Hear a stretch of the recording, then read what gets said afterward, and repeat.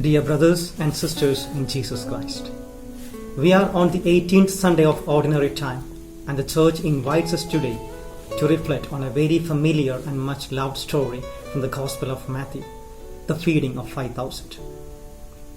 But as familiar as it may be, it teaches us lessons that we shall constantly need to be retold.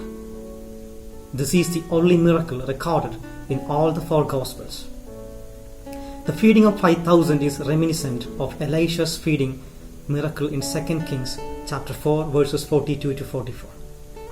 Elisha feeds 100 people with 20 barley loaves.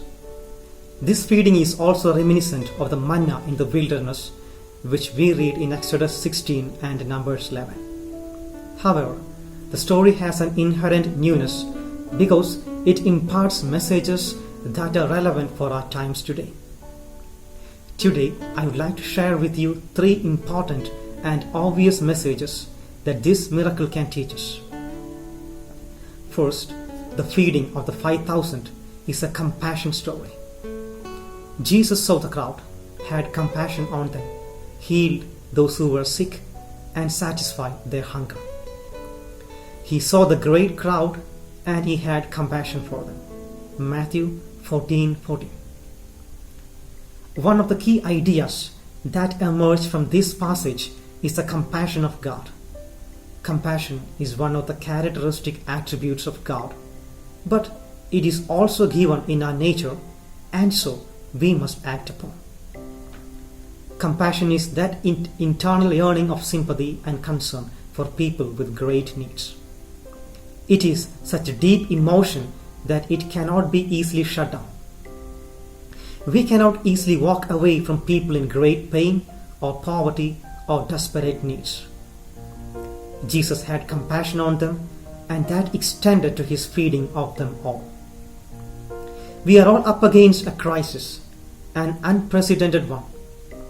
If we look around, we will find a number of people who are in real need of our help, both material and spiritual. Today, Jesus is asking us to reach out to them in all possible ways, even if it is only with our very limited resources.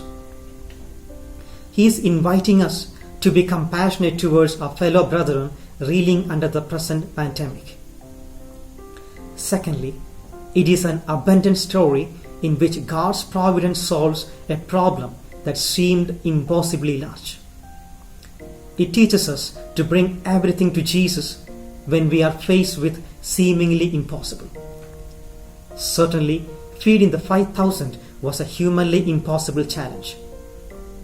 Matthew tells us that the number of people needing to be fed was about 5,000, and those who ate were about 5,000 men, besides women and children.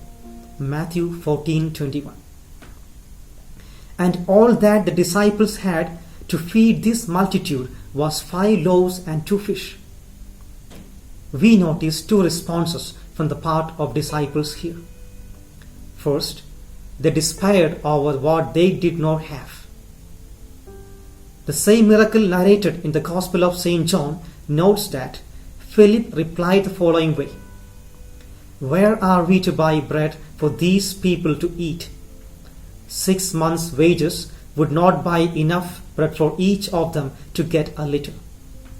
John 6:5 and 7. Secondly, they were anxious about the enormity of the task. They wanted to send the crowd away so that they could go into the villages and buy food for themselves.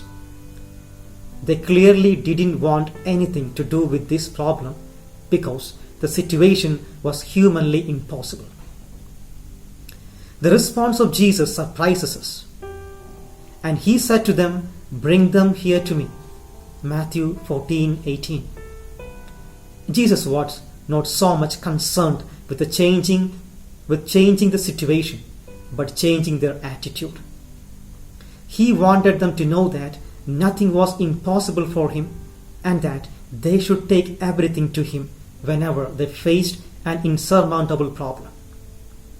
Yes, today Jesus is telling us the same. We are living in uncertain times. We are uncertain of the course of future as COVID-19 tightens its grip over the world at large, and to many at least, the future appears bleak.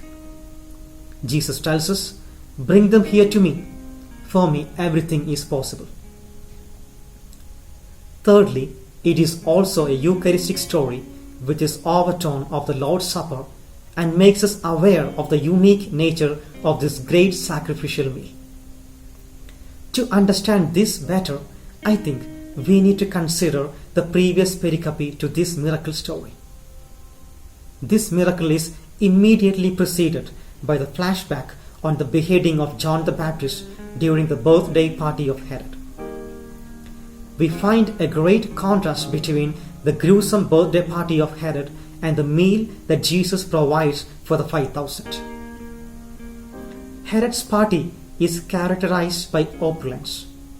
Jesus' meal by bread, the most basic of foods. Herod's party is characterized by hatred. Jesus' meal by compassion. Herod's party ends in death.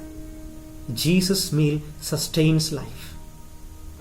Yes, every Eucharist is characterized by these features of the miracle story.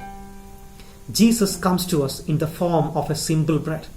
He invites us with mercy and compassion, and his meal sustains our life, our spiritual life. On this beautiful Sunday, the Lord invites us to this meal with compassion and asks us to bring to him every seemingly impossible situation of our life. As we partake in the Sunday Eucharist, may we be transformed to be compassionate to everyone who is in dire need during these most struggling times of our century. Let us not despair at the gruesome situations of our times, but bring them to Jesus, who is capable of doing the impossible. May God bless us all. Amen.